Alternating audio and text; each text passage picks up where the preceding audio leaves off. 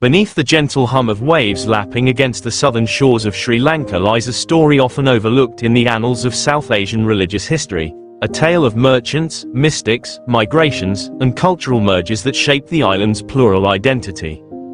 The emergence of Islam in Sri Lanka, unlike the often violent or politically driven narratives associated with religious expansions elsewhere, is rooted in commerce, coexistence, and community building. This peaceful yet profound arrival would not only alter the religious landscape of the island but leave a lasting imprint on its architecture, cuisine, literature, language, and interethnic relations. The journey of Islam in Sri Lanka is not just about the spread of a faith. It is a story of cultural synthesis and survival, of adaptation and resilience, and of the enduring power of belief in the currents of history. Welcome to the informative channel, and today we will discuss the topic: the rise of Islam in Sri Lanka, its influence, growth, and culture. Islam's first touchpoint with Sri Lanka predates many modern perceptions of Islamic arrival in South Asia. Historians and scholars widely agree that Arab traders, long before the advent of European colonization, had established maritime routes stretching from the Arabian Peninsula to the shores of the Indian subcontinent. Positioned strategically along these routes, Sri Lanka, then known as Serendib or Taprobane, became a crucial stopover. By the 7th century, Arab Muslims had already begun trading in spices, gems, and other luxury goods with the people of the island. These traders were not invaders but voyagers, whose economic relationships blossomed into social and religious ties over time. Through intermarriage with local women, establishment of small communities, and the building of mosques, the seeds of Islam were sown not through force, but through fraternity. What made this growth sustainable was the local reception to the newcomers.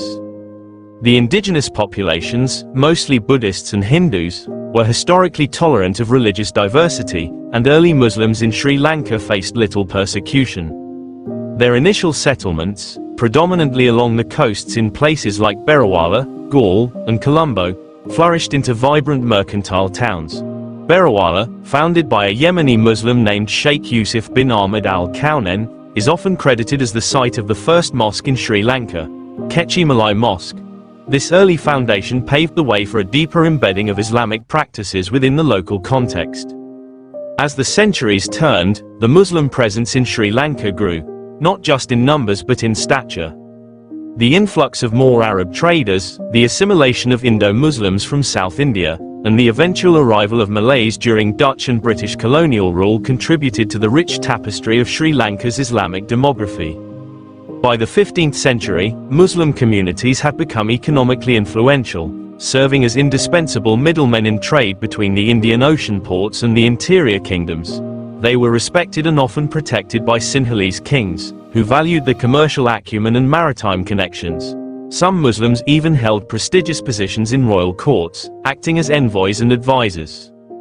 However, the colonial era would pose both challenges and opportunities for Muslims in Sri Lanka. The arrival of the Portuguese in the 16th century introduced a more rigid religious agenda. As Catholics, the Portuguese viewed Islam as a rival faith and enacted discriminatory laws, pushing Muslims inland and away from major ports. Yet, in exile, Muslim communities demonstrated remarkable resilience, establishing new settlements and integrating further into the rural economies of the island. This forced migration led to the emergence of distinct subcultures within the Muslim community, as they adapted to different linguistic, culinary, and sartorial traditions while retaining their religious identity. The Dutch and later the British colonial administrations brought their own dynamics. Under Dutch rule, the Malay Muslims, brought as soldiers and exiles from Indonesia, added a new ethnic dimension to Sri Lanka's Muslim population. Under British rule, Muslims found new avenues for growth, particularly through education and civil service. The 19th and early 20th centuries witnessed the rise of Muslim reformers such as MC Sidi Leb, who championed the cause of modern Islamic education and established institutions that still serve the community today. He recognized the need to balance religious observance with engagement in modernity, a vision that resonated deeply within a population striving to retain its identity amid sweeping political and social change. The growth of Islam in Sri Lanka was not confined to numbers or structures. It was also cultural. Muslim architecture began to leave its mark on the island's skylines. Mosques adorned with minarets and domes, often blended with local styles, began to appear in increasing numbers. Halal culinary practices, Sufi traditions, Arabic loanwords in the Tamil language, and Islamic festivals like Eid al-Fitr and Mawlid became integral parts of the island's cultural calendar. The Sufi saints, in particular, played a pivotal role in spreading a more mystical, inclusive interpretation of Islam that resonated with many Sri Lankans regardless of their religious background. But cultural diffusion was not without tension. Post-independence Sri Lanka, particularly after the rise of Sinhala Buddhist nationalism in the mid-20th century, witnessed increasing communal polarization.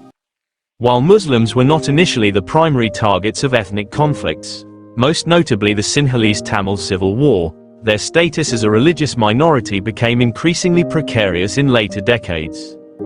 Economic competition, urban demographic shifts, and political manipulation of identity have periodically cast Muslims as the other, culminating in periodic episodes of anti-Muslim violence, particularly in the 2010s. These moments have tested the community's patience, unity, and ability to assert their identity within a multi-ethnic society. Yet through adversity, Sri Lankan Muslims have continued to contribute to national life in diverse ways.